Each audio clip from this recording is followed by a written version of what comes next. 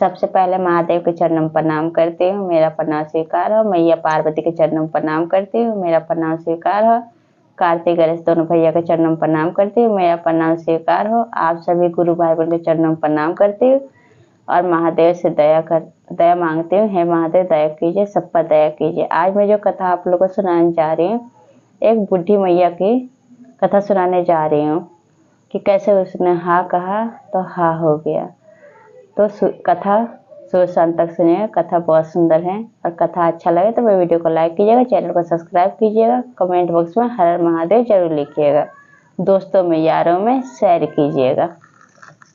एक समय की बात है कि महादेव कैलाश पर्वत पर बैठे थे तो वो सोचने लगे कि एक दिन में सोचते हैं कि मैं धरती पे जाता हूँ घूमने के लिए। तो मैया पार्वती से कहते हैं कि पार्वती मैं धरती पे जा रहा हूँ घूमने के लिए। तो मैया पार्वती कहती ठीक है, लेकिन मैया पार्वती भी कहती कि मैं भी आपके साथ चलूँगी। वो मना करते, महादेव मैया पार्वती को मना करते हैं, लेकिन मैया पार्वती के कहने पर बार बार जिद करने पे वो मना नहीं कर पाते महादेव। और दोनों साधु साध्वान के रूप में धरती पे आते हैं। धरती पे घूमते घूमते उनको भूख लग जाता है।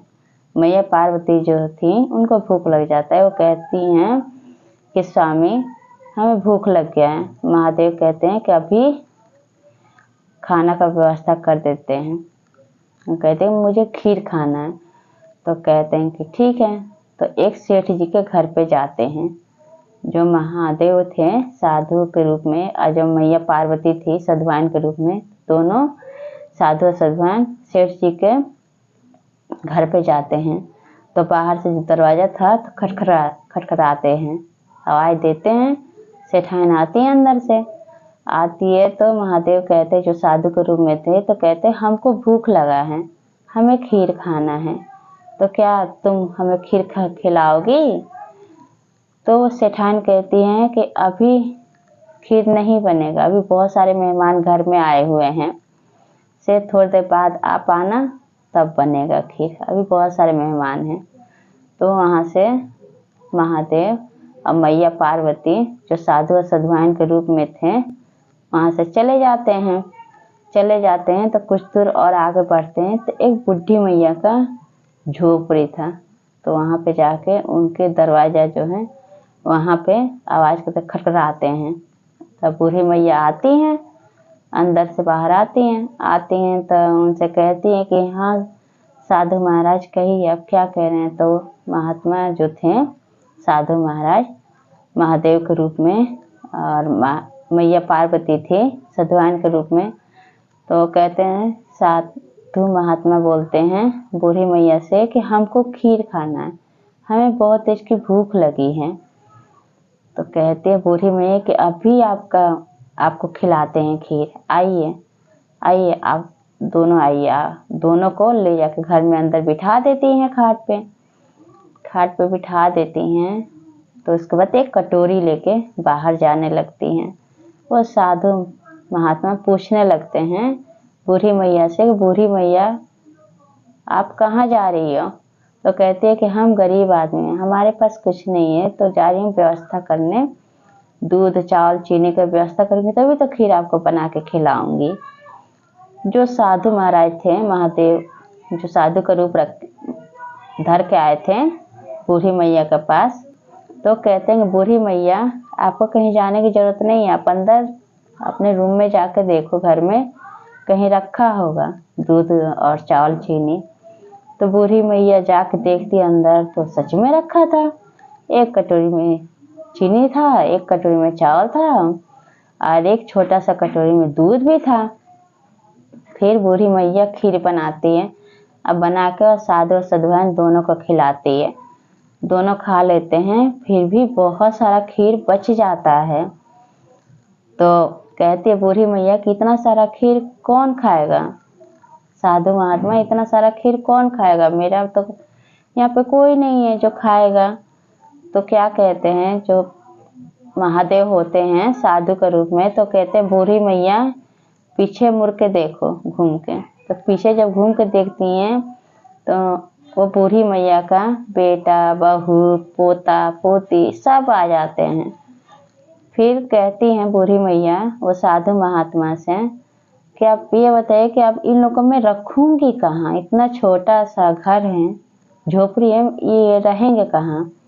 जब वहाँ से जो साधु थे महादेव और मैया पार्वती सधुआइन थी, तो महादेव क्या करते, एक लात उनके झोपड़ी में मारते हैं तो वो झोपड़ी से महल बन जाता है। और जब महल बन जाता है तो ये देख के वो बूढ़ी मैया खुश हो जाती है। और फिर वहाँ से वो महादेव मैया पार्वती वहाँ से चले जाते हैं। और वो बूढ़ी मैया क्या करती है कि जो खीर बचा रहता है पूरे गांव में सबको बांटने लगती है। फिर वो खीर एक कटोरी में लेके वो सेठाइन के पास जाती है।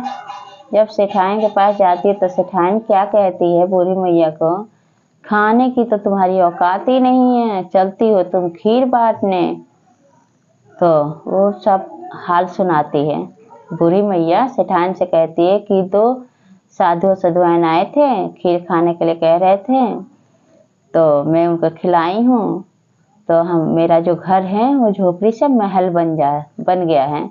और उधर क्या होता है कि बूढ़ी मैया हाँ कही तो उनका झोपड़ी से महल बन गया, और इधर जो सेठाइन थी उनका झोपड़ी बन गया। पीछे से दौड़ते हुए सेठाइन आती, आके महादेव और मैया पार्वती के पैर पे गिर जाते और कहती है कि हे महादेव, ये आपने क्या कर दिया।